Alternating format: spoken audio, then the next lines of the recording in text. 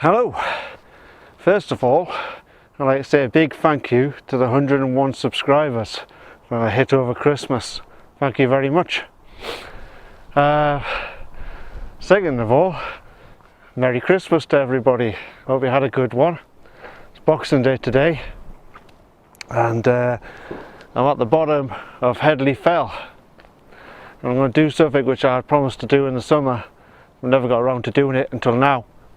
It's a bit windy, very cold wind, and they're shooting in Hyands wood, which means the pheasants have started, and someone's using a chainsaw, so a lot of background noise, wind, shooting and chainsaw.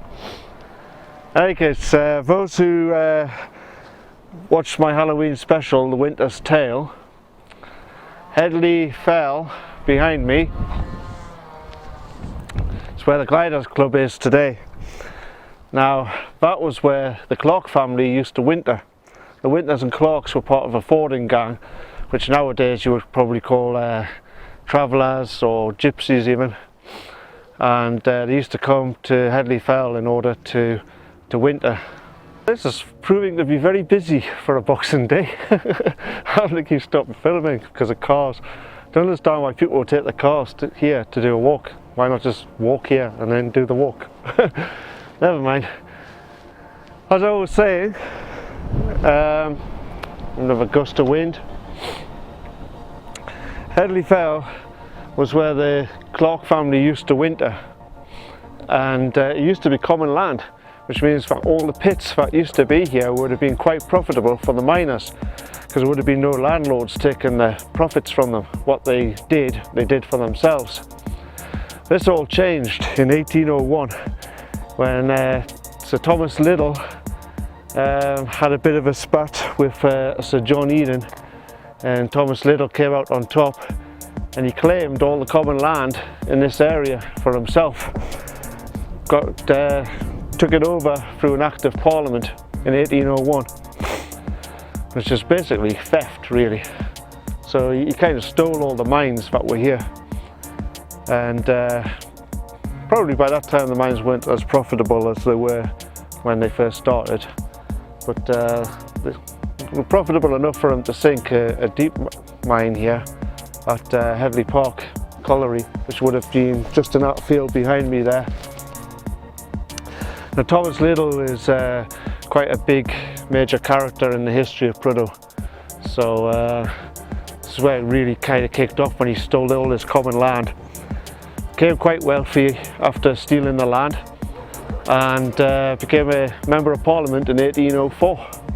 However, this walk isn't about Headley Fell, the Clarks and the Winters, or Thomas Liddell. I am heading in the other direction, over there. And I'm heading to a place where the old wagon way crossed Stanley Burn. Now, I'm sure people in the comments will tell me what the difference is between a tunnel and a bridge, but I'll let you make your mind up when we get there. But it was built 1640, 17th century, either bridge or tunnel, depending on what you want to call it. And that's where I'm heading, and I've got my wellies and the carrier bag just down there, which I carried with us. So I'm going to switch into my wellies and we'll head off to where I want to be. This is where the two wagon ways converged. Remember from my video from the old wagon ways, one went that way up to Ledgate, the other went that way up to High Mickley. Now I gotta go down and then underneath the wagon way. I've just realised as I was crossing the field, I forgot to bring a torch. So, I mean, I'll be alright. I'm just hoping that it'll be alright on the camera. So I might end up having to do this again, but we'll see. See what the footage turns out like.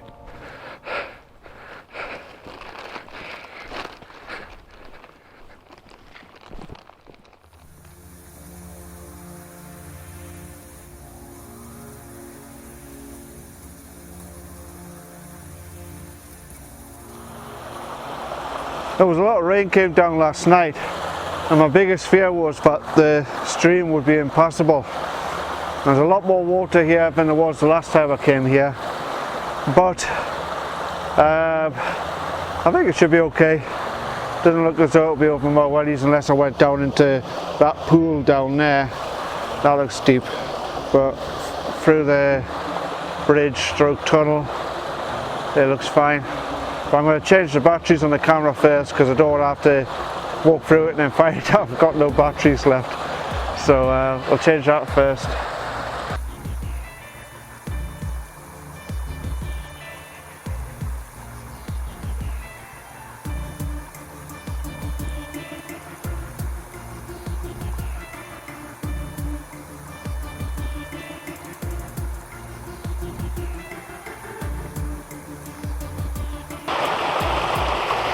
I'm starting to wish I brought a stick to help with balance.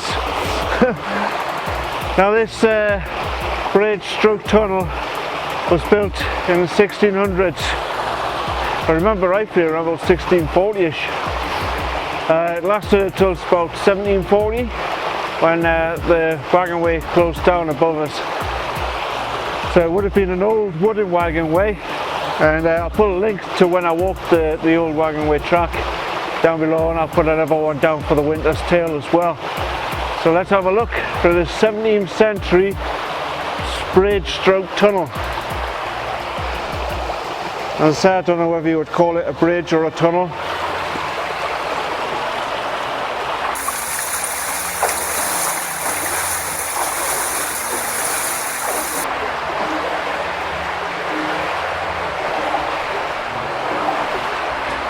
About shin deep the water below. I was taking it easy. Whoa, there's a deep hole there. So if anybody else comes this way, be warned, there are some holes in here. Wow. Started off nice and even, but it's come very uneven underfoot now.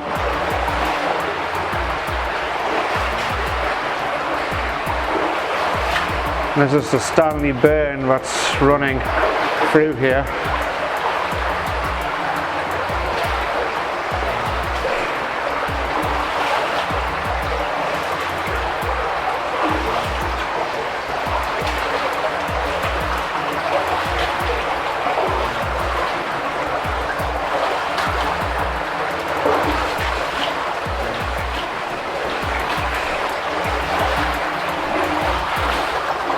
It's like, I don't know if you can see this on here, it's like wooden sleepers underneath.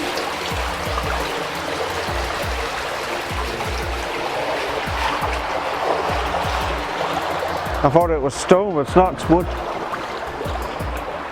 And that's it. So I'm not sure what you would call that, bridge or tunnel. Put it down in the comments, let me know what you think.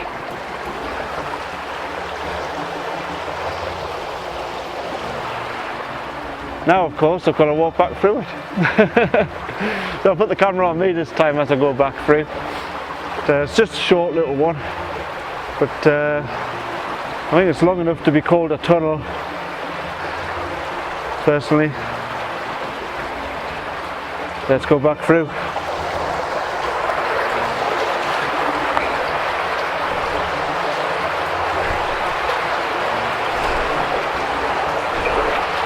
Yeah, the floor starts off quite even at first, but then it becomes very uneven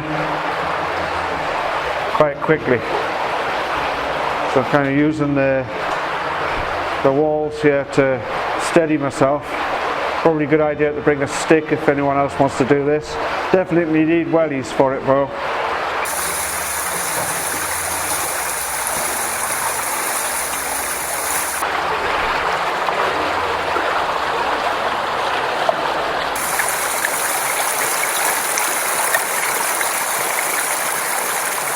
And then it runs off down this like little weir and then continues down eventually to the River Tyne near Wylam.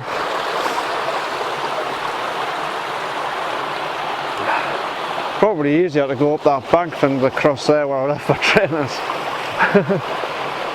I think we'll do that. So there you go, 17th century tunnel stroke bridge done. Hope you had a good Christmas and Happy New Year and all the best for the coming 2018.